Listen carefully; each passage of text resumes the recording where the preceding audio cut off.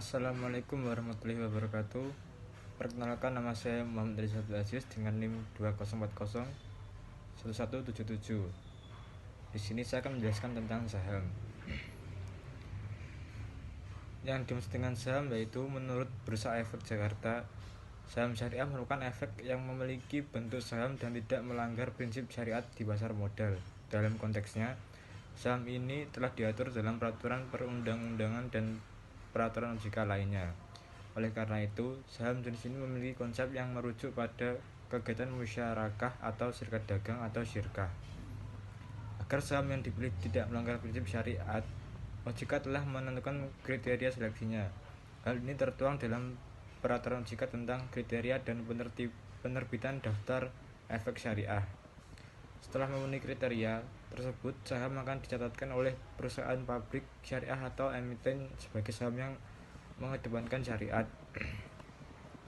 Secara umum, hukum jual beli saham menurut Islam adalah halal apabila dilakukan sesuai dengan tuntutan syariah, utamanya jika saham dibeli dengan transaksi yang pasti, bebas dari hal yang membingungkan, dan tidak mengandung unsur riba dan dalam pembeliannya. Dalil Al-Quran dan hadis pendapat ulama tentang investasi saham. Yang pertama, dalil Al-Quran maupun hadis yang disebutkan di bawah adalah dalil yang dijadikan landasan fatwa Dewan Syariah Nasional Majelis Ulama Indonesia tentang pasar modal dan pedoman umum penerapan prinsip bisnis syariah di bidang pasar modal. Yang pertama, Al-Quran terdapat dalam surat Al-Baqarah ayat 2 sampai 215. Dan yang kedua yaitu di Quran surat An-Nisa ayat 29 dan Al-Maidah ayat 1. Dan yang selanjutnya yaitu dalil yang membahas tentang saham, yaitu dalil pertama di atas menyebutkan kehalalan jual beli. Jadi dengan kata lain, semua yang terkait dalam transaksi jual beli yang dilakukan dengan landasan syariah hukumnya halal, termasuk ketika seseorang ikut mendanai atau berinvestasi pada bisnis jual beli produk ataupun jasa.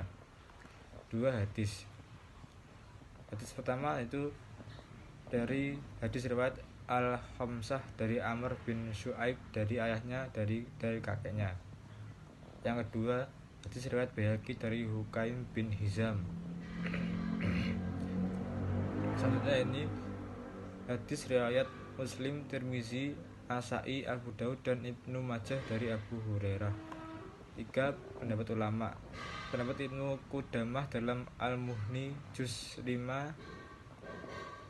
173, yaitu jika salah seseorang dari dua orang berserikat membeli porsi mitra serikatnya, maka hukumnya boleh karena ia membeli milik dari pihak lain. Pendapat Dr. Wahbah Al-Zuhaili dalam Fikih Al-Islami wa Adilatuhu juz 3 ayat 1841, yakni bermuamalah dengan saham hukumnya adalah boleh karena si pemilik saham adalah mitra dalam perseroan sesuai dengan saham yang dimilikinya. 4, kaidah fikih. Pada dasarnya semua bentuk muamalah boleh dilakukan kecuali ada dalil yang mengharamkannya. Yang kelima yaitu ijma ulama, yakni keputusan maklumat Muktamar ke-7 Majma' Fikih Islami tahun 1992 di Jeddah, yakni boleh menjual atau menjaminkan saham dengan tetap memperhatikan peraturan yang berlaku pada perseroan. Mekanisme melakukan akad saham sebagai pembeli setidaknya wajib menghindari 8 aspek berikut saat melakukan jual beli saham. Yang pertama yaitu transaksi saham dengan penawaran dan atau permintaan palsu. Kedua, transaksi saham yang tidak disertai dengan penyerahan barang dan atau jasa. Ketiga, pembelian atau penjualan atas efek yang menggunakan atau memanfaatkan informasi orang dalam dari emiten atau perusahaan publik lain. Yang keempat, transaksi margin atas efek syariah yang mengandung unsur bunga atau riba. Yang kelima, perdagangan atau transaksi dengan tujuan penimbunan atau ihtikar. Yang keenam, perdagangan atau transaksi yang mengandung unsur suap atau riswah. Dan yang terakhir yaitu transaksi lain yang mengandung unsur spekulasi, horor, penipuan totalitas, dan termasuk menyembunyikan kecacatan atau hisi dan upaya untuk mempengaruhi pihak lain yang mengandung kebohongan atau tahrir. Apabila terjadi prestasi, maka langkah yang diambil adalah melakukan somasi atau teguran atas tindakan ingkar janji tersebut.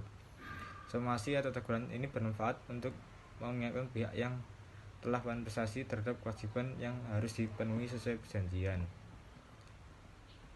Sekian dari saya. Wassalamualaikum warahmatullahi wabarakatuh.